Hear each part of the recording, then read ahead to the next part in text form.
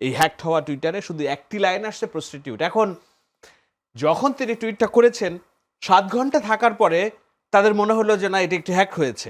আপনি চিন্তা করুন কত বড় অসার এবং অথর্ব একটা, আমি বলছি না এটা ডক্টর শফিকুর রহমান নিজে লিখেছেন, কিন্তু তার যে অ্যাডমিন, তাদের যে পলিসি মেকাররা, দে বিলিভ দ্যাট যে নারী ইজ প্রস্টিটিউট।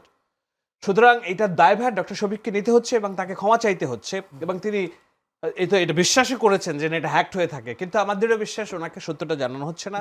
এইটা যারা জামাতের পলিসি নির্ধারণ করে, যারা বিশ্বাস করে, জামাত পরিচালিত করে এবং তাদের যে পরিচালিত বট বাহিনী, সবাই মনে করে নারী হচ্ছে প্রস্টিটিউট। একমাত্র ঢাকা বিশ্ববিদ্যালয়ের সুন্দরী ম্যাডাম মোনামি এবং ঝুমা ইনকলাব মঞ্চের এই দুইজন বাদে। একটু শাহেদ আলমের কাছে যেতে, শাহেদ আলম আজকে দিন জুড়ে সবচেয়ে বেশি একেবারে যেটা বলে হট টক যেটা বলে আজকে যে একটা জামাত আমিরের একটা ফেসবুক অ্যাকাউন্ট হ্যাক হয়েছে বলা হচ্ছে, এবং যদিও বলে একটা পোস্ট হয়েছে, এই পোস্টের বিরুদ্ধে যা ছাত্র দলের পক্ষ থেকে ঢাবি থেকে বিক্ষোভ করেছে আমরা দেখেছি।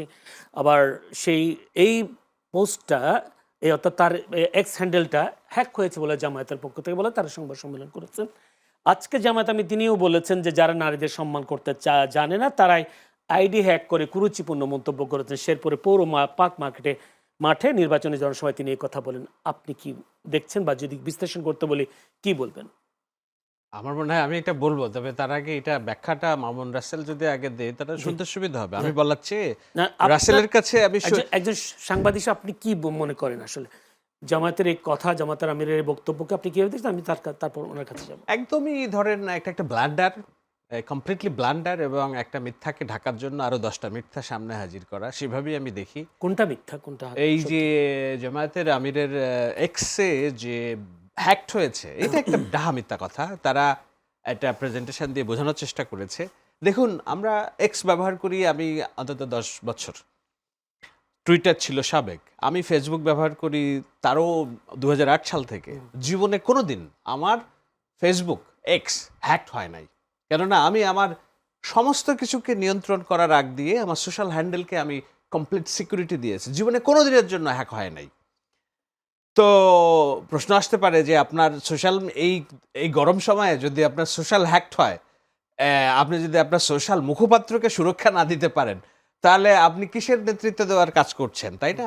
এটা কমপ্লিটলি একটা মিথ্যা কথা। এই কারণে যে আপনার যদি এক্স হ্যাক হয় তাহলে আপনাকে ন্যূনতম 2 দিন থেকে 7 দিন পর্যন্ত অপেক্ষা করা লাগতে পারে এটাকে রিকভার করার জন্য, প্রথম কথা। দ্বিতীয় কথা হচ্ছে, যখন আপনি টুইটারকে ইমেইল করবেন যে না আমার এটা হ্যাক হয়েছে, আমার এইটার অন্য কেউ চেষ্টা করছে, তারা একটা ফিরতি ইমেইল পাঠাবে আপনাকে, একটা ওটিটি পাঠাবে আপনাকে, যে ওটিটি পাঠাবে এবং আপনি রিয়েল এটার মালিক কিনা সেটা তারা ক্রস ভেরিফিকেশন করবে, চেক করবে, দেন আপনি এটা পাবেন। ইটস নট লাইক যে একটা ফিশি ইমেইলে দিয়ে দিলাম আর 11 জানুয়ারি না কত জানুয়ারি মনে হয় যে ফিশি ইমেইলটা আসছে, আপনি আজকে খুললেন এটা হ্যাকড হয়ে গেল। মোদ্দা কথা হলো, যার মনে যা ফাল দিয়ে ওঠে তা। জামায়াতের আগের দিন এক নেতা বলছেন যে ঢাকা বিশ্ববিদ্যালয় ডাকসুর আগে বেশ্যাখানা ছিল। সাংবাদিক নুরুল কবির অভিযোগ করেছেন যে আমার মা মরে যেয়ে ভালো হয়েছে, কেননা আমার মৃত মাকেও বেশ্যা বলে গালি দেয় এই জামায়াত ইসলামের কর্মী সমর্থকরা। শফিকুল ইসলাম মাসুদ একটা পোস্ট শেয়ার করেছেন ওই টুইটারের স্ক্রিনশট নিয়ে, জামায়াত নেতা, যে আমিরে জামায়াতের সাথে আমি সম্পূর্ণভাবে একমত, আমাদের বেশি বাড়াবাড়ি করার দরকার নাই, ঘটনার পরম্পরাগুলো দেখেন। এবং আল জাজিরাতে যে সাক্ষাৎকার দিয়েছেন আমিরে জামায়াত, তার একটা লাইন বাইরে তিনি ওই টুইটারে আসে নাই, শুধু একটা শব্দ এসছে, it's another form of prostitution. অর্থাৎ নারীকে জামায়াত ইসলামী মনে করে যারা প্রস্টিটিউট, যারা বাইরে আসে কাজ করতে, তার মনে এইটা, সুতরাং ফাল দিয়ে উঠবে এটাই। তার পক্ষে যারা বয়ান উৎপাদন করে সোশ্যাল মিডিয়াতে, আমি নাম ধরে বলতে পারি কিন্তু তাতে আপনার চাপ আসবে, তারা প্রত্যেকটা নারীকে মনে করে খাট যোদ্ধা, তারা মনে করে যে এটা গনিমতের মাল। সো এই যে মনস্তত্ত্ব, এটা জামাত ইসলামের রক্তে মগজে, তারা নারীকে এই চোখে দেখে। এবং বললাম তো, ডক্টর শফিকুর রহমান যেই সাক্ষাৎকার দিয়েছেন আল জাজিরাতে, তার বাইরে একটি লাইন আসে নাই এই হ্যাকড হওয়া টুইটারে, শুধু একটি লাইন আসছে প্রস্টিটিউট। এখন যখন তিনি টুইটটা করেছেন 7 ঘন্টা থাকার পরে তাদের মনে হলো যে না এটি একটি হ্যাক হয়েছে।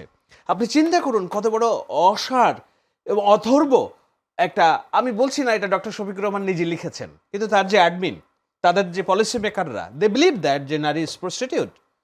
সুতরাং এটার দায়ভার ডক্টর শফিককে নিতে হচ্ছে এবং তাকে ক্ষমা চাইতে হচ্ছে, এবং তিনি এটা বিশ্বাসই করেছেন যে এটা হ্যাক্ট হয়ে থাকে, কিন্তু আমাদেরও বিশ্বাস ওনাকে সত্যটা জানানো হচ্ছে না।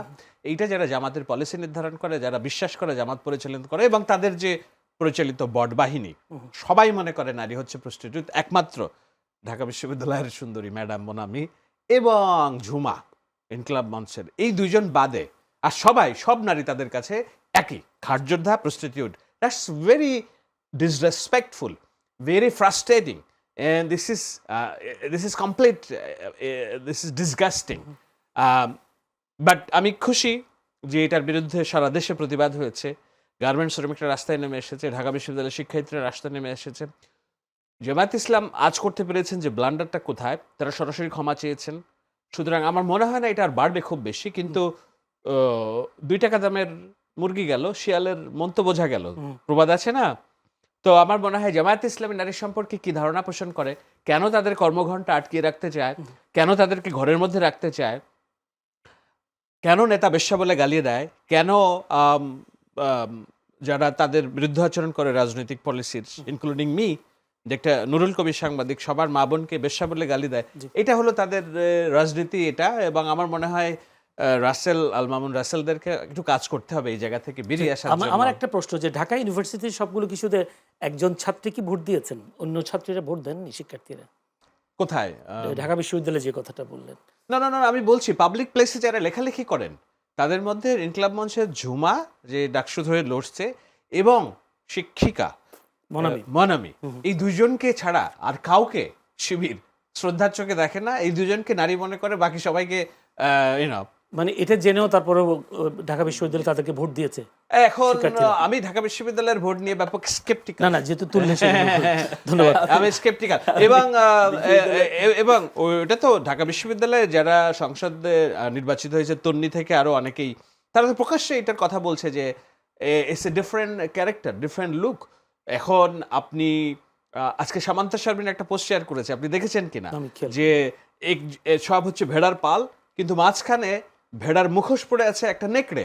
তো সে বলছে যে আসলে আমরা সবাই মনে করেছি এটা নিষ্পাপ ভেড়া, কিন্তু ভেড়ার ভিতরে নেকড়ে দাঁড়িয়েছে। মিন করেছে জামায়াত ইসলামিক শিবিরকে যে এরা যে ভালো মানুষই নিয়ে এসেছে সামনে, আসলে এরা ভালো মানুষ না, যখন সময় আসবে এদের নেকড়ে চেহারাটা বেরিয়ে আসবে, এবং সেটা নির্বাচনের আগে একটু বেরিয়ে আসছে মনে হয়। মানে তারা অসচেতন ভাবে বের করেছে। হ্যাঁ, করে ফেলেছে। আচ্ছা,